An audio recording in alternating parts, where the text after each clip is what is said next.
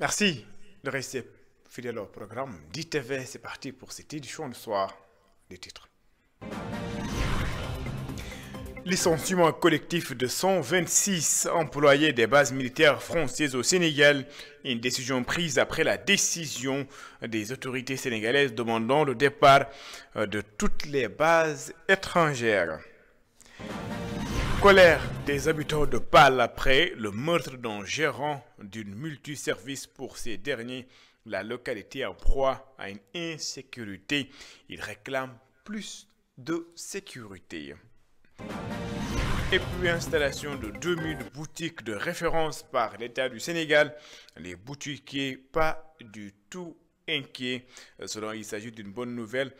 Donc l'État, d'une bonne nouvelle, les autorités vont désormais comprendre la réalité du marché. Puis les pêcheurs de Rufisque organisent une journée de prière à l'endroit des 5 pêcheurs disparus, tous originaires de Saint-Louis. Ils interpellent les autorités et veulent un déploiement des moyens aériens pour retrouver ces disparus. Voilà, le développement, c'est dans une poignée de secondes.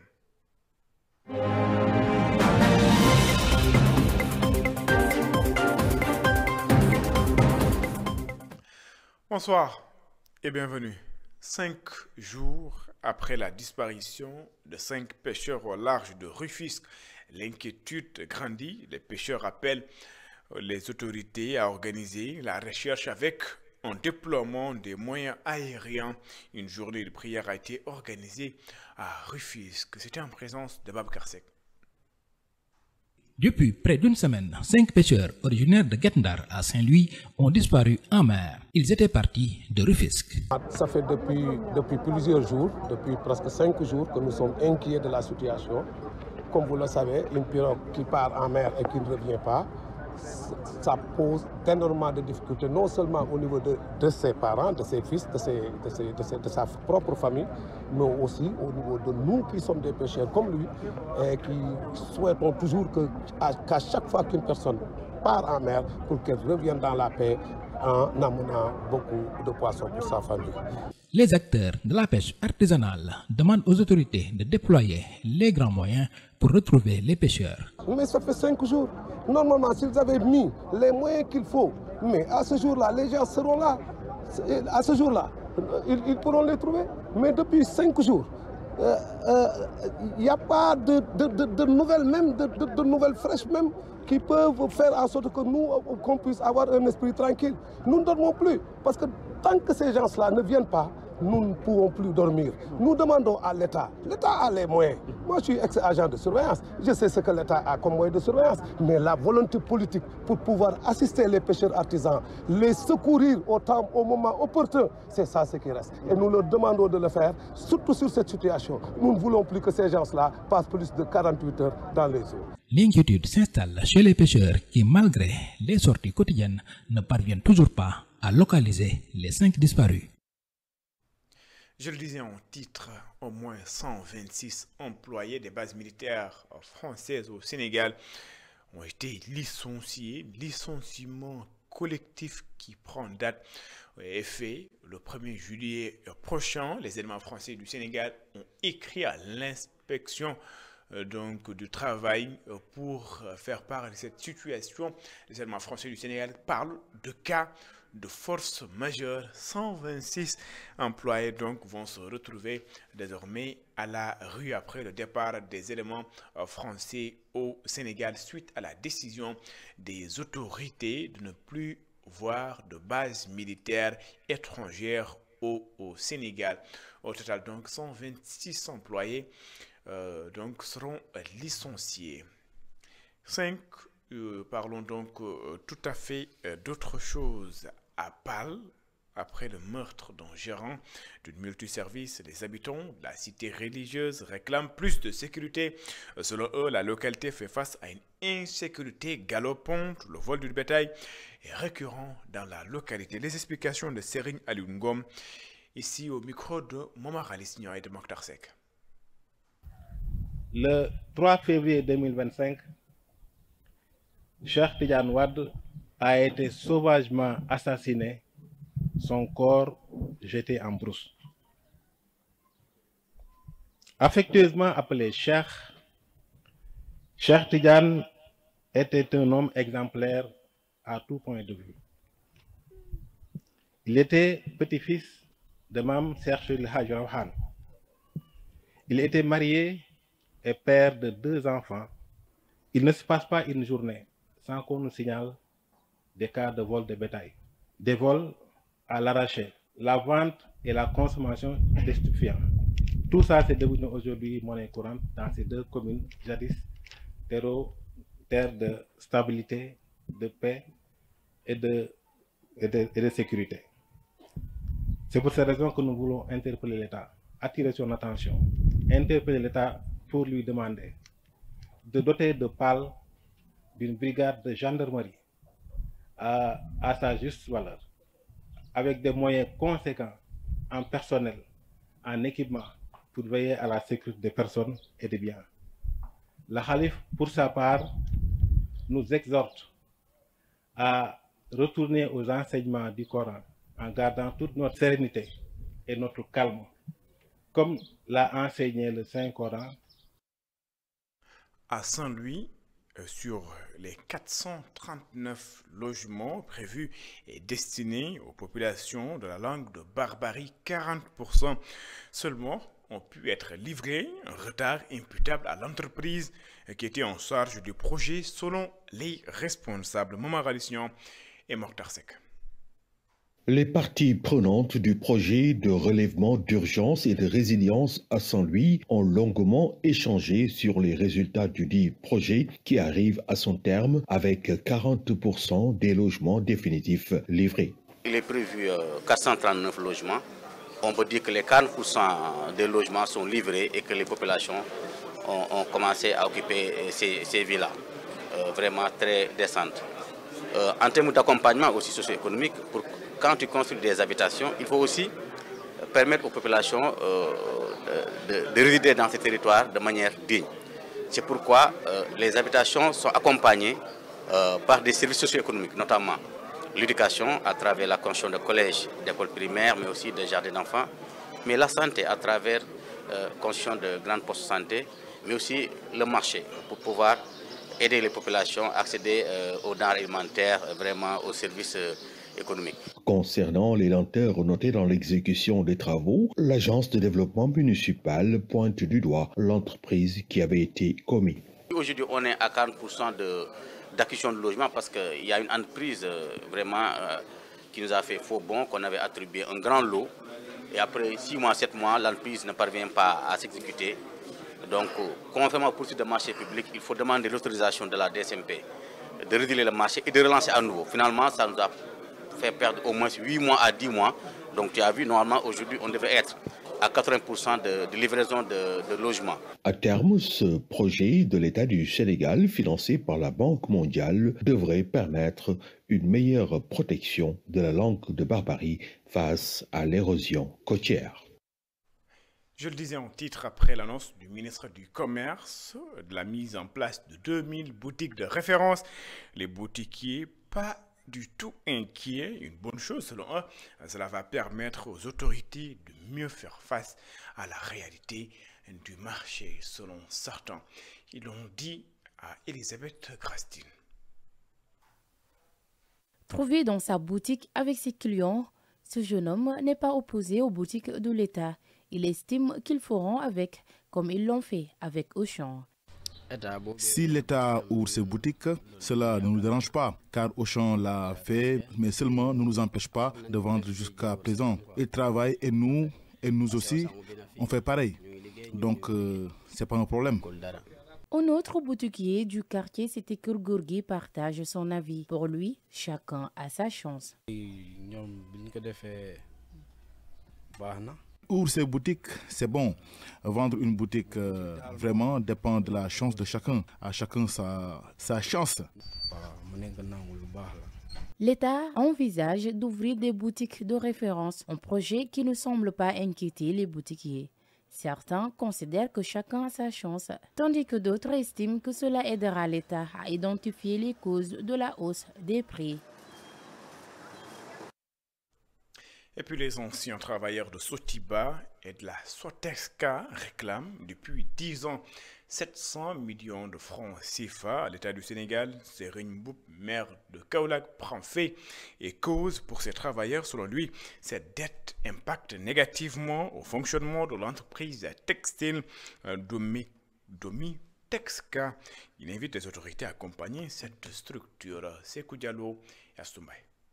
Les anciens travailleurs de Sotiba et de Sotexka courent derrière des arriérés de salaire de plus de 700 millions depuis plus de 10 ans.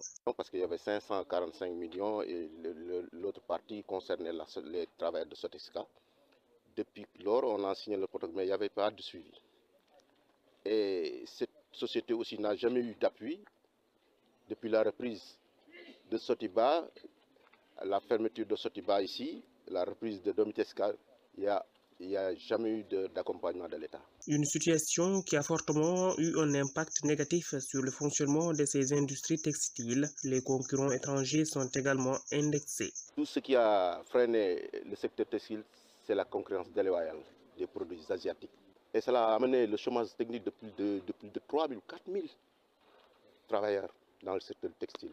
Actuellement, il y a un seul département qui fonctionne, c'est le Meilous. Serigne Mboup rassure les travailleurs et invite les nouvelles autorités à maximiser les efforts pour le remboursement de ce passif. Nous avons un problème de stabilité avec les employés. Nous avions signé un accord avec l'État, un engagement de l'État et mon engagement, mais l'engagement de l'État tarde à venir. C'est pour ça que nous demandons à l'État, avant même de nous aider, nous, les investisseurs, de régler ce passif qui est dû à des dettes de Sotiba et Sotexka. Serigne Mboup soutient également que les régimes qui se sont succédés depuis 2012 au Sénégal n'ont pas pu régler ce passif.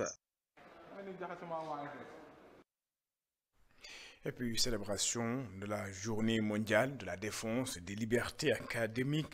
Cette année, Dakar a accueilli 10 pays africains. La thématique retenue cette année est liberté académique face à l'ingérence de la politique. La mise en place donc de la Banque de l'éducation est également au menu de ces échanges. Je vous propose de suivre les explications de David Célestin Faye, secrétaire général du SAES, syndicat des enseignants du supérieur, syndicat donc autonome de l'enseignement du supérieur, et Janet Wanga Ofotuso, elle est la présidente de l'Union syndicale africaine de l'enseignement supérieur. Leurs propos sont recueillis par Barasson. Sur les questions ou les problématiques transversales concernant l'enseignement supérieur qui gangrènent les universités. De la même façon que les États se réunissent au niveau communautaire dans des organisations, nous, en tant que syndicats africains, nous prenons notre destinée en main en nous réunissant pour collaborer davantage à la résolution de ces problématiques. Donc 10 pays d'Afrique réunis à travers le syndicat au Sénégal, et le siège de l'USAES EO sera bien sûr établi au Sénégal. Donc nous félicitons nos partenaires africains, nos partenaires de l'Europe, bien sûr, qui sont avec nous pour la mise en place de ces réseaux, mais aussi la célébration de la liberté académique. Nous sommes dans un contexte de célébration des 40 ans du SAES, et depuis 40 ans, le SAES se bat pour la promotion des libertés académiques. Donc le SAES se bat de la même façon que nous sommes battus contre les lois scélérates de 2015, en fait, établies par l'État du Sénégal, pour celle des bacheliers. Donc nous sommes conscients de cela et nous sommes conscients de la restriction des libertés, et le SAES, en tant que syndicat, continuera avec nos partenaires africains de se battre pour la promotion de ces libertés. Cette initiative, nous l'avons en local déjà au Sénégal, puisque au niveau sénégalais déjà, avec l'ensemble des syndicats de l'éducation, nous sommes dans la mise de cette initiative. Il est heureux de constater que l'USAES est dans cette dynamique, et nous allons les accompagner pour la réalisation de cet objectif commun. Cette fédération a été mise sur pied hier dans le cadre du tout premier congrès, et nous tenons à remercier le SAES qui a bien voulu nous accueillir et être la plateforme de ce tout premier congrès.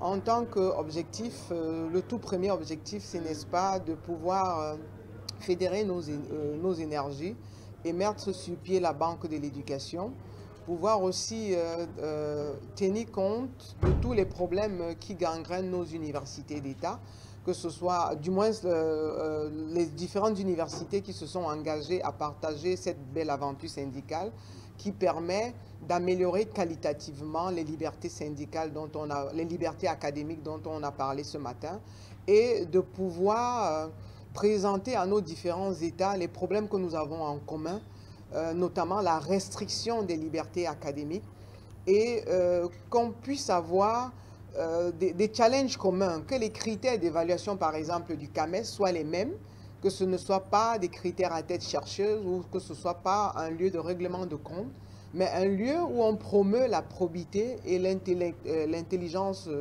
que l'Afrique regorge. Dans le cadre du programme de formation école-entreprise du ministère de la formation professionnelle et technique, l'antenne de Dakar du programme de formation école-entreprise a procédé à la remise de contrats d'apprentissage à 40 jeunes dans le domaine de l'agriculture, de l'aviculture. C'est pour permettre aux entreprises du secteur de disposer de ressources humaines de qualité. Radi Gueye Kadam est la chef d'antenne du programme donc, de formation école-entreprise de Dakar. Il est ici au micro de Babacar Seck.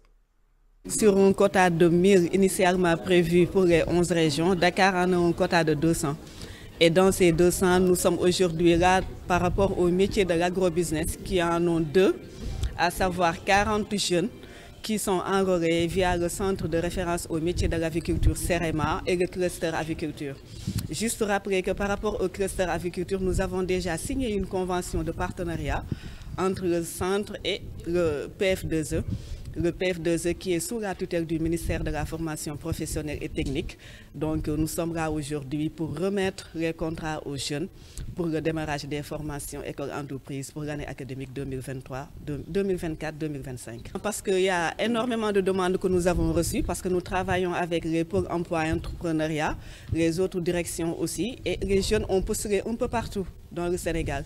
Et c'est à partir d'une sélection qui est effectuée par la direction de l'orientation professionnelle DOP que ces jeunes-là ont été choisis parmi des centaines, voire des milliers. Donc c'est à l'issue de ça que des contrats d'apprentissage ont été validés par l'inspection du travail. Et aujourd'hui, nous avons la présence de l'inspection d'académie qui donne le feu vert par rapport au démarrage des formations et aussi le centre pour accueillir les jeunes pour la partie théorique. Juste rappeler qu'avec les formations F2E, c'est cumul pratique et théorie avec 60 à 40% qui va se faire au niveau du centre et le reste au niveau des entreprises formatrices engagées cette année à former ces jeunes. Dans la région de Kaffrine, rien qu'en 2024, 27 cas de mortalité maternelle et 317 cas de mortalité néonatale ont été enregistrés. Face à cette situation, les autorités sanitaires veulent inverser la tendance et lutter efficacement contre ce problème. Boubacar Falbop et Cheikh Tidiane Diop.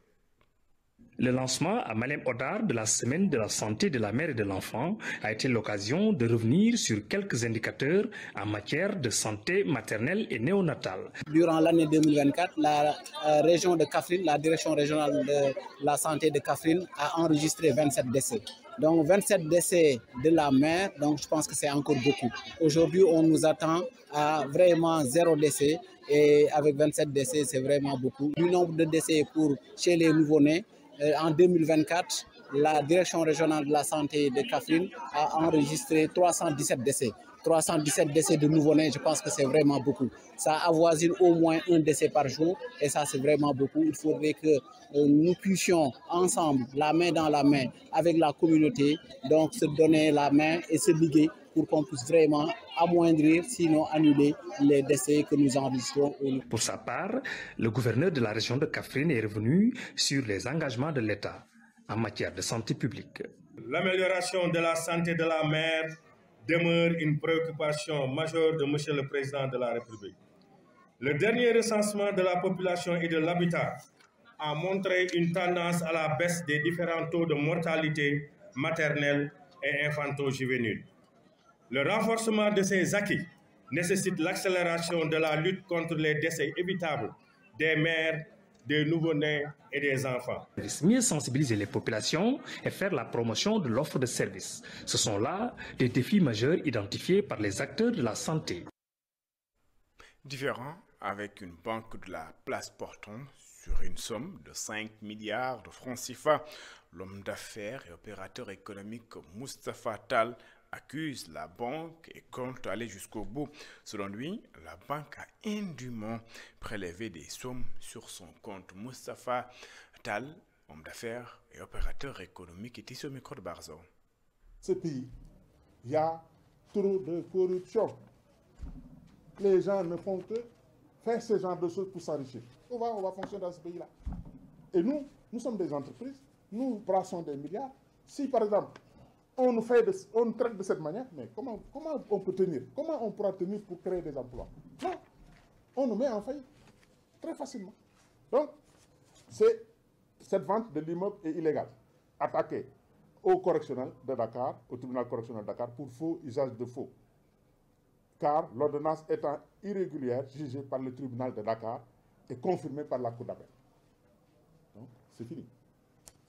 Bon, dans cette procédure longue et difficile, nous avons introduit un pourvoi en cassation pour demander de casser le jugement du dossier, du gros dossier que vous entendez là.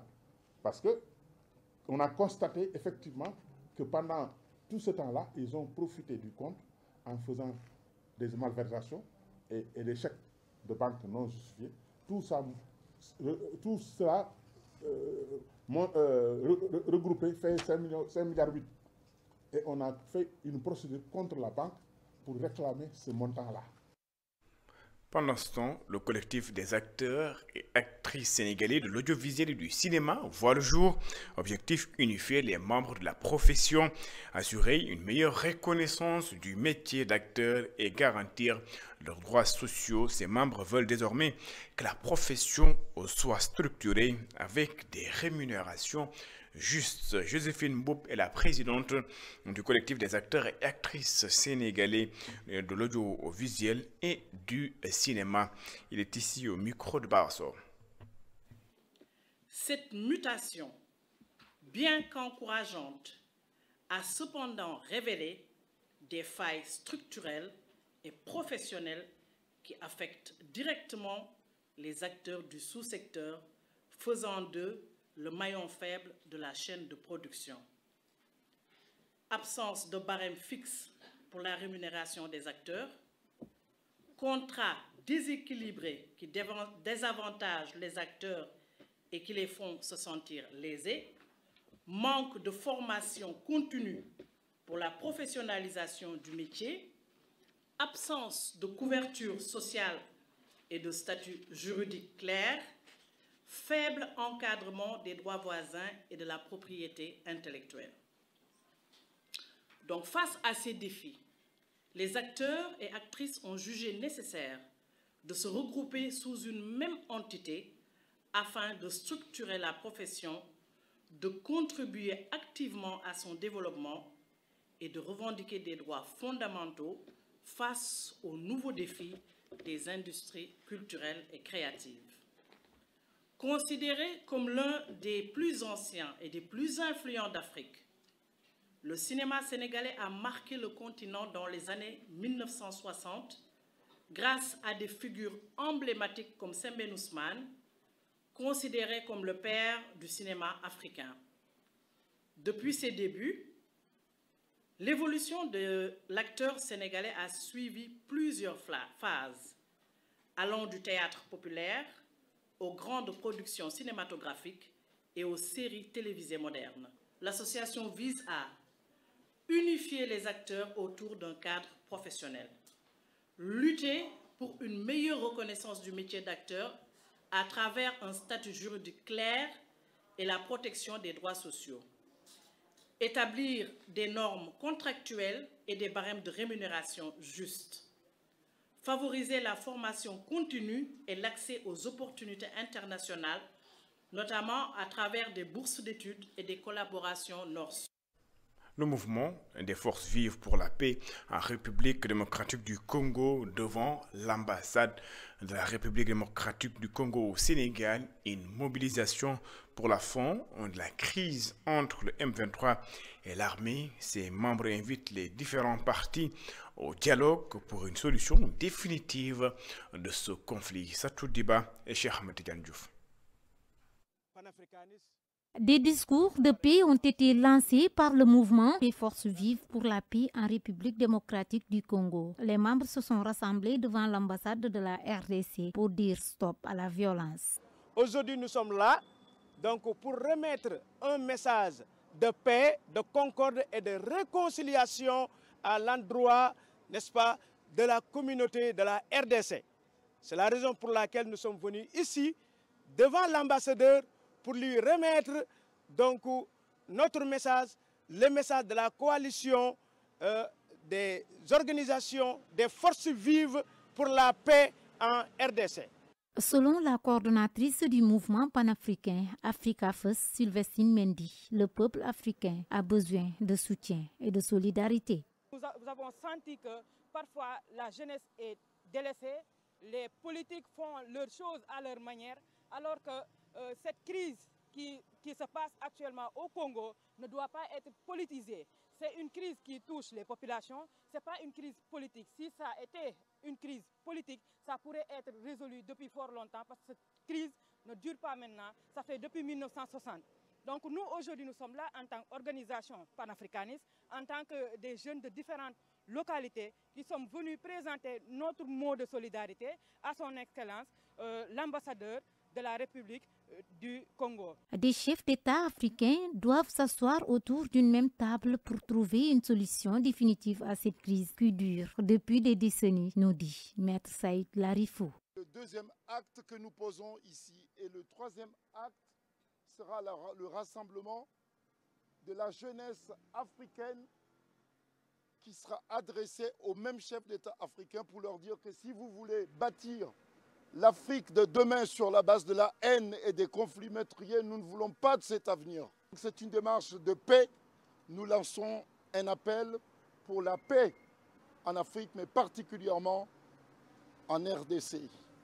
Et nous lançons aussi un message d'amour et de fraternité et de solidarité aux victimes de ce crime. Nous ne voulons pas que l'Afrique, dont le père fondateur pensait à une Afrique unie, soit divisée par des conflits qui ne devaient même pas exister chez nous en Afrique. Cette crise a déjà fait des milliers de morts. Le M23 qui contrôle actuellement l'est de la République démocratique du Congo, avec le soutien du Rwanda, mène une offensive vers la capitale. Kinshasa.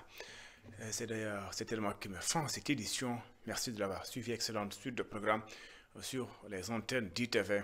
Au revoir.